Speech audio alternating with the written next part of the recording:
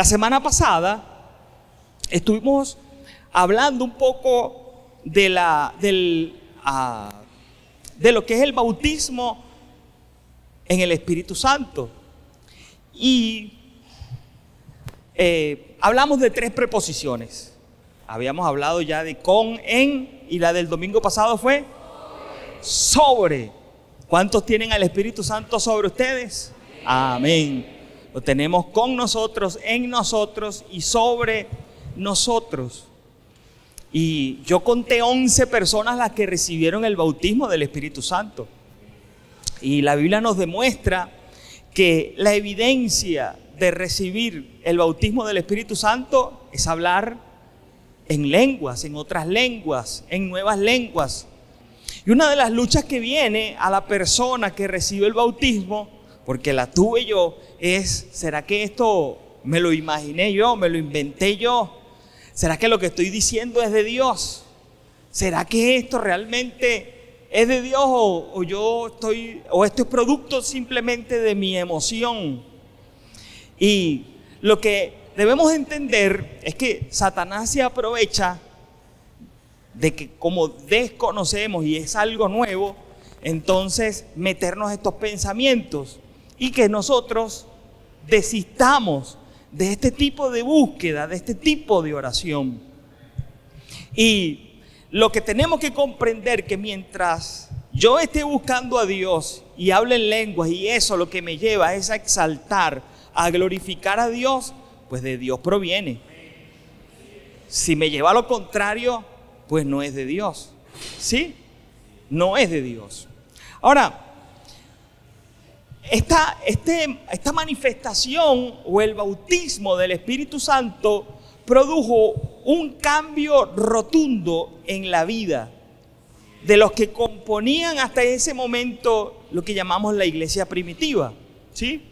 Fue Jesús el que inició la iglesia, por supuesto, y la inició con 12 hombres, aunque había muchos más seguidores, solo que estos 12 hombres estaban con él a tiempo completo. Los demás solo venían o asistían cuando él se reunía en público. Y Hechos en el capítulo 2 nos habla acerca de cómo se caracterizó, ¿sí? ¿De qué manera se caracterizó la iglesia primitiva? No quiere decir que la iglesia de hoy es diferente y esto no la caracteriza a ella. No, la iglesia de hoy en día debe ser igual a la primera iglesia que se fundó. ¿Sí? Nunca el objetivo de Dios fue que esta iglesia vaya evolucionando. Los evolucionistas piensan que todo ser humano puede evolucionar, es decir, puede producir cambios. No, eso es falso. La jirafa es jirafa porque así Dios la creó y no ha evolucionado. No fue un animal que, como las hojas eran tan altas y tanto esforzarse para alcanzar las hojas de arriba, el cuello se le estiró. La pregunta es: ¿quién de ustedes ha añadido 1 centímetro a su estatura porque ustedes así lo quisieron? Ninguno. Uno crece, sí, pero para los lados. Y porque uno quiere, pero no para arriba. Si usted quiere crecer para arriba, eso depende de Dios. Para los lados depende de ti y de mí, por supuesto. El crecimiento es dado por Dios. Y la iglesia no evoluciona. La iglesia tiene que ser como Cristo. Ayer, hoy y para siempre será la misma. ¿Y cuáles son esas características que entonces definía la iglesia y que debe definirla hoy en día? Bueno, vamos a leer Hechos capítulo 2, del verso 42 al 47. Dice: y perseveraban en la doctrina de los apóstoles, en la comunión unos con otros, en el partimiento del pan y en las oraciones. Y sobrevino temor a toda persona, y muchas maravillas y señales eran hechas por los apóstoles. Todos los que habían creído estaban juntos y tenían en común todas las cosas, y vendían sus propiedades y sus bienes y los repartían a todos según la necesidad de cada uno. Y perseverando unánimes cada día en el templo y partiendo el pan en las casas, comían juntos con alegría y sencillez de corazón, alabando a Dios y teniendo favor con todo el pueblo. Y el Señor añadía cada día a la iglesia a los que habían de ser salvos. Bueno, vimos aquí entonces la descripción de lo que es la iglesia primitiva. Y una de las cosas que vemos en el versículo 41 es que hay salvación de multitudes. La primera vez que el apóstol Pedro predicó, dice que fueron como 3,000 personas. Y la segunda dice que fueron como 5,000 personas. Era una iglesia de 8,000 personas en cuestión de ¿cuánto tiempo? ¡Qué tremendo! Una iglesia creciente, una iglesia que realmente Dios la estaba llevando a un repunte. Gloria a Dios. Pero veo también que me dice el versículo que ellos perseveraban en la doctrina de los apóstoles. Una de las cosas con las cuales se luchó mucho fue luchar en contra de los falsos maestros, de las falsas enseñanzas, porque el mismo Jesús inclusive lo dijo, que vendrían falsos maestros, vendrían falsas enseñanzas que no iban a estar acorde nunca con la palabra de Dios. Inclusive el Señor muchas veces dijo, así sanen enfermos, así hagan milagros, así hagan grandes prodigios. Eso no quiere decir que sean salvos. Inclusive Él dijo, no todo el que me dice Señor, Señor, entrará en el reino de los cielos. Es decir, que esto no es simplemente venir a la iglesia y darse golpes de pecho o este es simplemente decir yo soy cristiano. No, esto es mucho más que eso.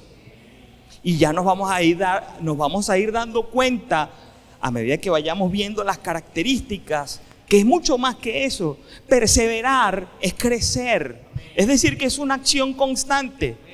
Cuando la iglesia no persevera, la iglesia murió. ¿Sí? En el hombre, cuando ya el hombre deja de crecer, comienza un proceso de envejecimiento. Todos vamos a pasar por ese proceso. Pero hay algo que comúnmente dice la gente, y es que cuando uno deja de aprender, uno deja de vivir.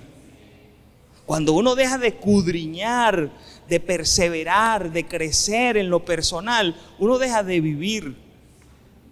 Es decir que la perseverancia es vida, ¿sí? La constancia es crecer. Y por eso me gusta que especifica muy clarito, perseveraban en la doctrina de los apóstoles. No en la doctrina de los nicolaitas, no en la doctrina de tantos que se levantaron, sino en la doctrina de los apóstoles. Era la buena enseñanza, era la buena palabra en la que tenían que crecer. Gloria a Dios. Así que la iglesia tiene que estar movida a aprender, a crecer en la palabra de Dios. Lo otro es que me habla de que había comunión, y la comunión tiene que ver mucho con el trato familiar. El apóstol Pablo dice que nosotros somos la familia de Dios, ¿sí?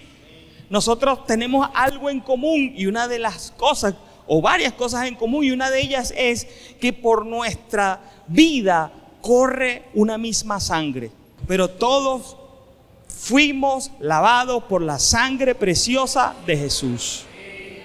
¿Sí? Todos hemos sido lavados por la sangre preciosa de Jesús. Por lo tanto, somos una familia. Y esa palabra comunión, en griego antiguo es koinonía. Y esa palabra koinonía lleva la idea de asociación, comunión, convivir y participación. Lo voy a volver a repetir porque es sumamente importante. Asociación, ¿sí? Y asociación es que tenemos muchas cosas en común, ¿sí? La palabra participar me habla de ser parte de. Parte de. ¿Me escuchó? Parte de. Yo soy parte del centro cristiano. Yo soy parte de. Exacto. Quiere decir que el que tengo a los lados, al frente y atrás, los que me rodean en todo este recinto son mi familia, son mi familia, porque me siento parte de, ¿sí? Pero son los que han recibido a Jesús verdaderamente como su único y suficiente Salvador, que saben que necesitan de una familia. Gloria a Dios. Deben sentirse parte de. Es sumamente importante, porque cuando uno llega al Señor, a veces la gente llega sola, es decir, sin nadie más, sin una familiar, sin un amigo. Y cuando llegan a la iglesia y aceptan al Señor, entonces todo les cambia. Y como no tienen a un amigo que practique o que milite o que participe de la misma fe, entonces se sienten solos. Y qué cosa más mala sentirse solo, ¿verdad? Pero qué bonito cuando uno sabe que forma parte de, que yo puedo contar con todos ustedes porque cualquiera me puede ayudar. La otra palabra que existe allí no es solo comunión, sino también compartir. Compartir. Y el diccionario de la Real Academia dice que compartir es hacer a otra partícipe de algo que es tuyo y tener con otra algo en común. Gloria a Dios. ¿Qué tenemos nosotros en común? A Cristo. A Cristo. Y si yo quiero compartir a Cristo, que es lo primero que debo compartir, debo hablarle a los demás de quién es mi Cristo, de quién es mi Dios, de quién es mi Señor. Es lo primero que tenemos que hacer. La iglesia no crece por obra o por arte de magia. La iglesia crece porque somos nosotros los que compartimos a Cristo. ¿Sí? Es a Cristo. Usted está aquí no es por mí, o por lo menos eso espero yo, ¿no? Usted está aquí por Cristo, por Jesucristo. Yo tengo que hacer partícipes a los demás de Cristo. Y qué bonito cuando nosotros podemos testificar de un Cristo que todavía hace milagros. Porque a usted Cristo le ha hecho algún milagro. Pero te aseguro que tal vez son muy pocos los que conocen lo que Cristo ha hecho en ustedes. Y eso hay que participarlo, para ser partícipe a los demás. Eso hay que comunicarlo. ¿Por qué? Porque cuando usted me participa, cuando usted comunica a otros lo que Dios está haciendo en ti, si el otro está medio debilucho, wow, se fortalece, aumenta su fe. Oye, se anima. Estaba desanimado, se anima, se alienta. Porque eso es compartir. Eso es comunión. Gloria a Dios. Lo siguiente, dice la Biblia que ellos permanecían en oración. Y otra cosa, recordando el sacrificio de Jesús. Algo que mantenía a la iglesia constante era la oración. Y vaya que la iglesia tuvo muchos encontronazos o mucha guerra para dejar de orar. Mas sin embargo la iglesia no dejaba de orar. Uno de los primeros eventos fue que metieron preso al apóstol Pedro, por predicar, y hasta lo castigaron, le dieron una pela y le dijeron: usted no predica. Lo dejaron toda una noche preso. Usted no predica más en el nombre de Jesús. Mas saliendo de la cárcel se fue con los hermanos a la iglesia y se fue a orar. ¿Y qué fue lo que pidieron? Señor, danos de nuevo para hablar la palabra y que hayan más milagros, más sanidades, más poder de Dios. Aleluya. Porque es que el sistema del mundo está estructurado o está armado por Satanás para que nosotros dejemos de orar, para que nosotros no oremos, para que nosotros nos sintamos distraídos, ocupados, preocupados, tantas cosas. Y la oración, oye, eso es lo último. Eso es lo último. Pero aquí la iglesia permanecía en oración y tal vez por eso vemos una iglesia siempre victoriosa, siempre militante. Y lo otro es que dice que partían el pan. Y cuando dice partían el pan, se referían a la Santa Cena. Y la Santa Cena, dice la Biblia, para que nosotros conmemoremos, recordemos lo que Jesús hizo en la cruz del Calvario. Es decir, que la iglesia siempre tenía que estar recordando o siempre tiene que estar recordando lo que Jesús hizo por todos nosotros. Gloria a Dios, porque eso es lo que produce salvación, eso es lo que produce libertad, eso es lo que produce realmente que la iglesia crezca. El recordar lo que Jesús hizo por nosotros. Aleluya. Así que vemos en la iglesia el poder y la gloria fluyendo por este fundamento que se los he dado hasta ahora. Palabra, comunión, recordar lo que Jesús hizo y oración. Son los fundamentos principales de la iglesia.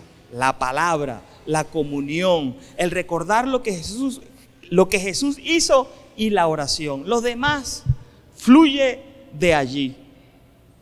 ¿Será que nosotros tenemos esas 4 cosas? Lo otro es que dice la Biblia también allí en Hechos 2:43 que había temor, un profundo temor reverente. Dice la versión NTV, profundo temor reverente. Y es que demostramos con nuestra actitud quién es Dios para nosotros. Si tú ves a alguien, como decía el hermano Betancourt al inicio del servicio, chateando o en otra cosa con el teléfono en un servicio, esa persona no sabe quién es Dios. Porque yo les aseguro que ustedes lo ponen frente a un diputado, frente a un ministro, al presidente, y les aseguro que si el teléfono le suena, ni lo contestan. Les aseguro que antes de que el presidente lo reciba, usted agarra ese bicho y lo apaga o lo pone a vibrar. Imagínense, nos enseñaron desde que entramos en el colegio las normas del buen hablante y las normas del buen oyente, ¿cierto? Y mientras uno habla, los demás callan. Yo no sé usted, pero a mí me enseñaron en mi casa, cuando el más grande, el mayor, habla, los chiquitos no callamos. Y si usted quiere interrumpir, usted levanta la mano y permiso, papá. Si usted quiere hablar, si usted quiere interrumpir. Y el más grande pues decide si le da el paso o si ya va, aguántese ahí. ¿Cierto o falso? Sí. Lo que pasa es que a veces nosotros creemos, bueno, mientras el pastor no me vea, yo puedo ir aquí chateando. Él no me ve. El detalle está en que tú quieres agradarme a mí. Por eso al principio te dije, si tú no sabes quién es Dios, entonces tu actitud será totalmente diferente. Porque si tú quieres agradarme a mí, bueno, aquí te vas a quedar. Pero si lo quieres agradar a Él, entonces sabe que así lo estás haciendo escondido, Él te está viendo. Gloria a Dios. Voltéate al de al lado y dile, Jesús te ve, Jesús te ve. Tenemos que respetar las cosas de Dios. Respetar las cosas de Dios. Porque eso es lo que quiere Satanás, distraer. Satanás va a hacer cualquier cosa para distraernos. Va a sacar un demonio, va a poner a alguien ahí a retorcerse y todo el mundo viendo, nadie orando, todo, wow, ¿y ahora qué va a pasar? Dios mío. Porque eso es lo que quiere Satanás, que tú te distraigas. Para que no escuches lo que Dios te quiere decir. Para que te distraiga y bueno, te perdiste lo bueno del culto. ¿Y quién es el perjudicado? El pastor. Exactamente. Lo otro es que la Biblia dice que había muchas maravillas y señales. muchas maravillas y señales. Sí, estamos viendo maravillas y señales, pero tenemos que buscar de que haya más, de que haya más. El domingo pasado yo vi cosas que Dios estaba haciendo hasta con los niños, que se lo estaba pidiendo al Señor y lo voy a seguir pidiendo para que haya más y para que sea continuo. Porque necesitamos que nuestros niños, nuestros adolescentes conozcan a Dios. Gloria a Dios. Gloria a Dios. Y sé que muchos de ustedes han tenido experiencias gloriosas, pero eso tenemos que orar para que sea extensivo.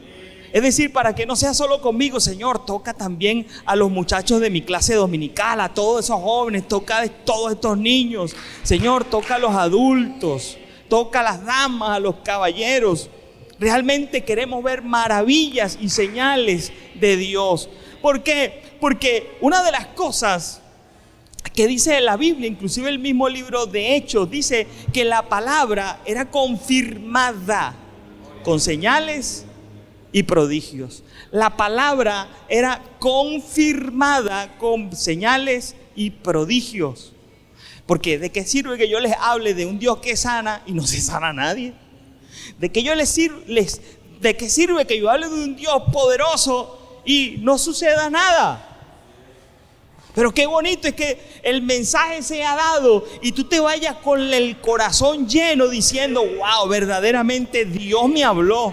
Verdaderamente Dios quiere que yo haga tal cosa o quiere que yo no haga tal cosa. Porque esas son señales y maravillas.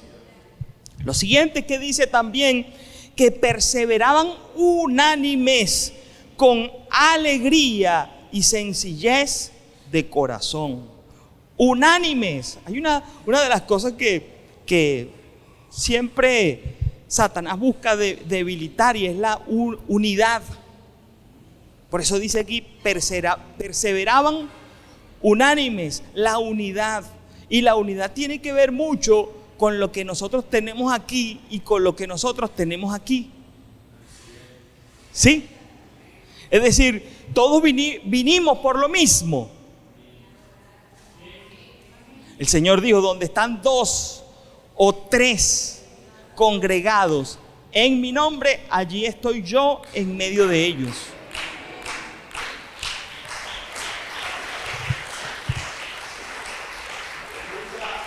Es decir, que si hay unidad entre nosotros, Jesús está aquí. ¿Sí? Jesús está aquí, si hay unidad. Unánimes, con un mismo propósito, con una misma mentalidad. Y aquí se los dije ahorita, con alegría. Con alegría. Nuestro deber es que cuando vemos a alguien con cara de: hermano, cambia, sonríe, que Cristo te ama. No tienes que decirle más nada. Sonríe, Cristo te ama. Podrías voltearte y darle una sonrisa al que tienes al lado y dile: Cristo te ama y yo también. Sonríe. Los cristianos sonreímos y sonreímos constantemente. ¿No les gusta eso, verdad? Sonrían constantemente. Y lo otro es la sencillez de corazón. Eso habla de la humildad. Dios busca a gente que sea humilde. El Señor Jesús dijo algo de sí mismo, que muy poco, yo creo que esta fue la única vez que Él habló de sí mismo, y dijo: aprendan de mí, que soy manso y humilde de corazón. Manso y humilde. Wow, para que una persona humilde sea capaz de decir eso, cuesta. Y lo dijo. Y fue la característica más importante que salió o que sacó Él a resaltar de sí. La mansedumbre y la humildad. La mansedumbre y la humildad. Porque en los tiempos que vivimos hoy a nadie se le puede decir nada. Porque de manso no tienen nada. Y si se lo dice a un evangélico, pues te dice: yo soy manso pero no menso. Wow. Todo lo contrario a lo que dijo el Señor. El que se exalta se estrella, pero el que se humilla es exaltado. ¿Qué prefieres, estrellarte o ser exaltado? Entonces hay que ser humilde. Necesitamos gente que limpie los baños, todos se escapan. Necesitamos gente que limpie la iglesia, todos se escapan. Porque nadie quiere hacer, todo lo que quieren es predicar, recoger la ofrenda, tocar algún instrumento, dirigir los coros. Todos quieren lucir donde yo me vea, donde yo sea el centro de atracción. Pero es que el que llega al punto donde las miradas se fijan, su oración debería ser: Señor, que no me vea yo, sino que te veas tú. Gloria a Dios.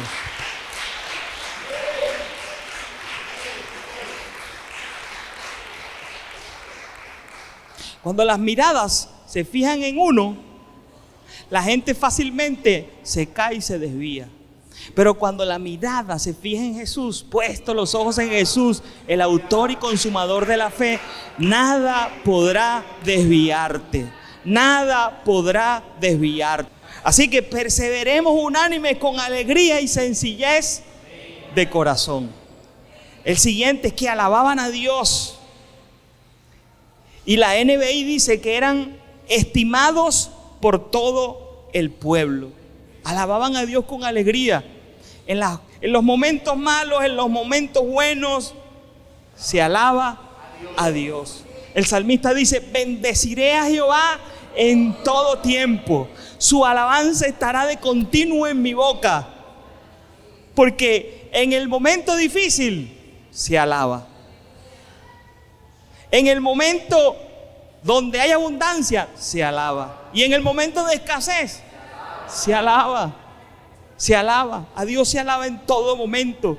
Y hay algo que tal vez los cristianos hemos perdido, y es la estimación por todo el pueblo. El respeto de la gente por el pueblo de Dios. ¿Sabes?